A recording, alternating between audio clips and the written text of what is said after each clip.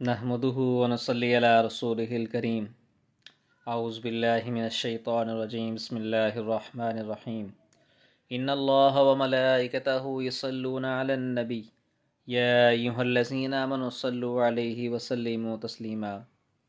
ناظرین، آپ کے سامنے آج ایک ایسی ویڈیو شیئر کی جا رہی ہے جو صبر کے عجیب و غریب حقائق کے متعلق ہے۔ قرآن پاک میں بھی ارشاد ہے ان اللہ مع الصابرین، بے شک اللہ تعالی صبر کرنے والوں کے ساتھ ہے۔ تو یہ صبر کے عجیب و غریب حقائق کے متعلق ایک داعی قرآن، مفسر قرآن ڈاکٹر اسرار احمد رحمۃ اللہ علیہ کی بزبانی سماعت فرمائیں۔ میں نے جو متعدد مواقع سے آیات مبارکہ آپ کو سنائی کہ ہر جگہ پر چوٹی کی چیز صبر ہے، آخری چیز جو بیان ہوتی ہے وہ صبر ہے۔ سورۃ العصر میں آخری بات وَتَوَاصَوْا بِالصَّبْرِ یا ایھا الذین آمنوا استعینوا بالصبر والصلاۃ، اے ایمان والو مدد حاصل کرو صبر سے اور نماز سے۔ ان اللہ مع الصابرین، اللہ تعالیٰ صبر کرنے والوں کے ساتھ ہے۔ اور پھر آگے چل کر وَبَشِّرِ الصَّابِرِينَ الذین اذا اصابتهم مصیبۃ قالوا انا للہ وانا الیہ راجعون، اے نبی بشارت دیجئے، خوشخبری دیجئے ان صبر کرنے والوں کو کہ جن پر جب بھی کوئی تکلیف یا مصیبت نازل ہوتی ہے تو کہتے ہیں کہ ہم اللہ ہی کے ہیں اور اللہ ہی کی طرف ہمیں لوٹ جانا ہے۔ صبر کا مفہوم ہے اپنے آپ کو تھامنا، روکنا، برداشت کرنا، تحمل کرنا، اور جو بھی اپنا ایک طے شدہ مقصد ہے کسی بھی مخالفت سے بددل ہوئے بغیر، کسی بھی تکلیف یا مصیبت سے ہراساں ہوئے بغیر اس کی طرف پیش قدمی کیے چلے جانا۔ بڑی سخت سردی پڑ رہی ہے، فجر کا وقت ہے، گرم پانی کا اہتمام نہیں ہے، اب اس وقت فجر کی نماز کے لیے اٹھنا، ٹھنڈا پانی اگر ہے تو وضو تو کرنا ہوگا، اس ٹھنڈے پانی سے وضو کرنا، اس وقت لحاف سے نکلنا ہی بہت مشکل، ٹھنڈے پانی سے وضو کرنا اور مصیبت۔ یہ جب تک انسان میں صبر کا مادہ نہ ہوگا ممکن ہی نہیں۔ اس کو کہیں گے صبر علی الطاعہ، اطاعت پر صبر کرنا۔ ناگواری محسوس ہو رہی ہے لیکن اس ناگواری کو برداشت کرتے ہوئے انسان اللہ کے حکم کے اوپر جمع رہے، اللہ کے حکم پر عمل کرے۔ یہ کیا ہے؟ یہ صبر ہے۔ اگر یہ صبر نہیں ہے تو ظاہر بات ہے کہ انسان اللہ کے اس حکم پر عمل نہیں کر سکے گا۔ صبر کا مادہ نہیں ہوگا تو آپ کام نہیں کر سکیں گے۔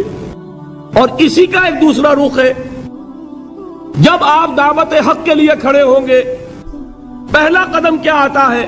استہزاء، تمسخر، مذاق اڑانا، جس کی میں مثال اب دینا چاہتا ہوں محمد الرسول اللہ صلی اللہ علیہ وسلم کی شخصیت سے۔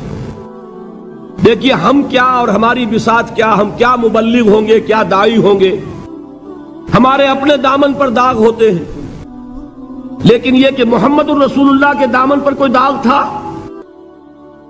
ان کو تو سارے مکے والے الصادق الامین کہتے تھے، نہایت محبوب شخصیت تھے، ان کے لیے تو جا صادق جا الامین یہ الفاظ سننے میں آتے تھے، آنکھوں کا تارا۔ لیکن جب آپ نے دعوت اب شروع کی، اب قرآن مجید میں دیکھیے کسی نے کہا مجنون ہو گئے، دماغ خراب ہو گیا، پاگل ہو گئے، اجی شاعر ہیں، کچھ شعر جوڑ لیتے ہیں ہم پر دھوس جماتے ہیں۔ کسی نے کہا ساحر ہے، کچھ جادو سیکھ لیا ہے، یہاں تک کہ ایسے بدبخت بھی پیدا ہوئے، قرآن میں ہے ساحر کذاب، سحر کرنے والا جادوگر نہایت جھوٹا۔ یہ الفاظ کہے جا رہے ہیں کس کی شان میں؟ محمد الرسول اللہ صلی اللہ علیہ وسلم۔ قرآن میں نقل کیا گیا یا ایھا الذی نزل علیہ الذکر انک لمجنون۔ کبھی آپ نے اس کا ترجمہ سوچا؟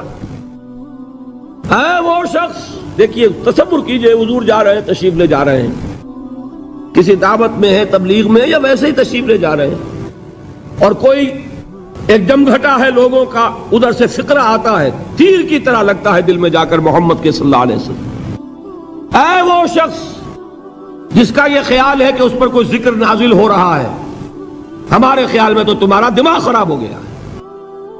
یا ایھا الذی نزل علیہ الذکر انک لمجنون، کہا کہ نہیں کہا؟ اور یہ نہ سمجھیے کہ حضور صلی اللہ علیہ وسلم کے قلب مبارک کو تکلیف نہیں ہوتی تھی۔ میں قرآن سے ثابت کروں گا، میں کہیں کوئی کہانیاں بیان نہیں کرنا چاہتا۔ قرآن نے کہا ہے وَلَقَدْ نَعْلَمُ أَنَّكَ يَضِيقُ صَدْرُكَ بِمَا يَقُولُونَ، اے نبی ہمیں خوب معلوم ہے صلی اللہ علیہ وسلم کہ جو کچھ یہ لوگ کہہ رہے ہیں اس سے آپ کا سینہ بھجتا ہے، یہ جو گھٹن ہوتی ہے، صدمہ ہوتا ہے۔ انکا یضیق صدرک بما یقولون، ہمیں خوب معلوم ہے کہ جو کچھ یہ باتیں آپ کو سننی پڑ رہی ہیں، یہ کڑوی کسیلی باتیں، یہ جو فقرے چست ہو رہے ہیں، استہزاء ہو رہا ہے، تمسخر ہو رہا ہے۔ سورہ حجر میں ہے، ایک جگہ کھڑے ہوئے لوگ قرآن کا مذاق اڑا رہے ہیں، بھائی فلاں آیت تم لے جانا، فلاں آیت میری ہوگی، اس کے ٹکڑے کر رہے ہیں، اس کے ٹکڑے حصے بکھرے کر کے قیمہ بنا کر ان آیات کا تمسخر اڑا رہے ہیں۔ ایک جگہ قرآن مجید میں مذکور ہے کہ فرشتوں کا مذاق اڑ رہا ہے، بھائی یہ دیکھو محمد نے کہا ہے صلی اللہ علیہ وسلم کہ جہنم پر تو کل 19 فرشتے ہیں، علیہا 19 قرآن میں آیت نازل ہوئی۔ ایک پہلوان کہتا بھائی 10 کو تو میں سنبھال لوں گا، باقی 9 کا تم انتظار کر لو۔ یہ باتیں آ رہی ہیں حضور کے کانوں میں، کلام الہی کے ساتھ کیا سلوک ہو رہا ہے، مجھ پر کیا فقرے چست کیے جا رہے ہیں، مجھ پر جس طریقے سے استہزاء اور تمسخر کا رویہ اختیار کیا گیا ہے، دل بھج رہا ہے، دل میں صدمہ ہے۔ دیکھیے سورہ نون ہے، اور میرے نزدیک یہ دوسری وحی ہے جو حضور پر نازل ہوئی ہے، اس کی ابتدائی آیات نون والقلم وما یسطرون ما انت بنعمت ربک بمجنون وَإِنَّ لَكَ لَأَجْرًا غَيْرَ مَمْنُونٍ وَإِنَّكَ لَعَلَىٰ خُلُقٍ عَظِيمٍ فَسَتُبْصِرُ وَيُبْصِرُونَ بِأَيِّكُمُ الْمَفْتُونُ إِنَّ رَبَّكَ هُوَ يَعْلَمُ بِمَنْ ضَلَّ عَنْ سَبِيلِهِ وَهُوَ أَعْلَمُ بِالْمُهْتَدِينَ۔ نون، قسم ہے قلم کی اور جو کچھ یہ لکھتے ہیں۔ اے نبی آپ اپنے رب کی نعمت سے مجنون نہیں ہیں۔ یہ کیوں کہا جا رہا ہے؟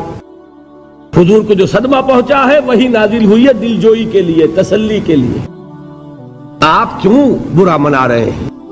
اے نبی آپ کیوں صدمہ اور رنج اور اندوہ محسوس کر رہے ہیں؟ ان بدبختوں کے کہنے سے کوئی آپ مجنون ہو جائیں گے؟ مانتا بے نعمت ربک بمجنون وَإِنَّ لَكَ لَأَجْرًا غَيْرَ مَمْنُونٍ۔ آپ کو جو یہ صبر کرنا پڑ رہا ہے، آپ کو جو یہ جھیلنا پڑ رہا ہے، اس کی وجہ سے آپ کو وہ اجر ملے گا جس کا سلسلہ کبھی منقطع نہیں ہوگا۔ وَإِنَّكَ لَعَلَىٰ خُلُقٍ عَظِيمٍ، اور اے نبی آپ تو خلق عظیم کے حامل ہیں۔ آپ کا اخلاق، آپ کا کردار، آپ کی سیرت، آپ کی شخصیت میں طہارت، نفاست، پاکیزگی، آج تک دنیا نے کوئی پاگل، کوئی مجنون ایسا بھی دیکھا؟ یہ ساری باتیں اللہ تعالیٰ حضور کی دلجوئی کے لیے فرما رہے ہیں۔ اس سے آپ اندازہ کیجئے کہ کتنا صدمہ ہوتا ہوگا۔ یہی ہے، اس ساری چیز کو جمع کیجئے تو یہ چیز کیا ہے؟ وَاصْبِرْ عَلَىٰ مَا يَقُولُونَ وَاهْجُرْهُمْ هَجْرًا جَمِيلًا۔ صبر کرو اے نبی، صبر کرو اے محمد صلی اللہ علیہ وسلم، جھیلو اور برداشت کرو اس پر جو یہ کہہ رہے ہیں۔ یریدون لیطفئوا نور اللہ بافواہہم، یہ چاہتے ہیں کہ اللہ کے نور کو اپنے منہ سے بجھا دیں، پھونکے مار کے ہی بس۔